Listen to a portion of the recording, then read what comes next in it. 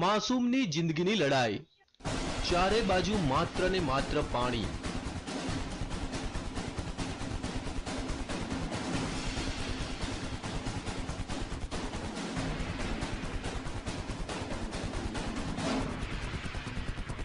પાણીના ધમધસતા પ્રવાહ વચ્ચે ફસાઈ એક માસૂમની જિંદગી।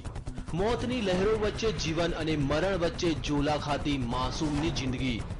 શું આ માસૂમ પોતાનો જીવ બચાવી શકશે ખરો?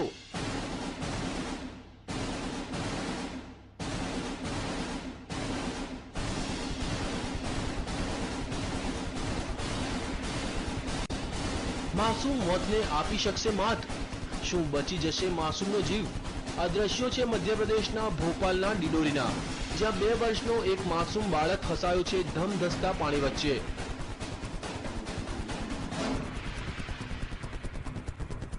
આ બાળક રમતો રમતો આ નદીમાં પહોંચી ગયો અને અચાનક પાણીનો પ્રવાહ વધી જતા તે અટવાઈ પડ્યો।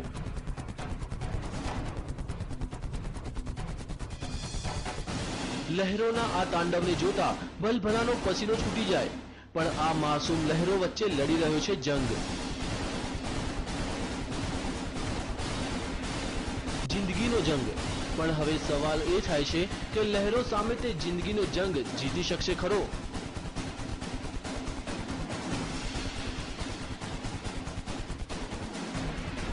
તેને કોઈ પણ ભોગે પોતાનો જીવ બચાવવો છે। તેને નદીના પ્રવાહની કોઈ પરવાહ નથી। તે તો તોફાની લહેરોને આપી રહ્યો છે ટક્કર।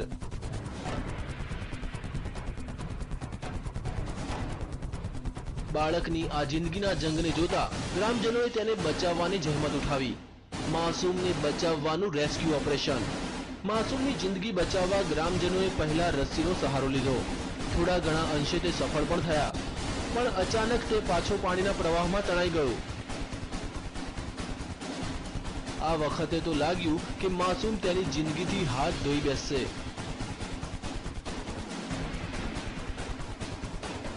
પણ ગ્રામજનોએ હિંમત ન હારી અને નદીમાં ઝંપલાવ્યું અને તરતા તરતા માસૂમ સુધી તે પહોંચવામાં સફળ થયા।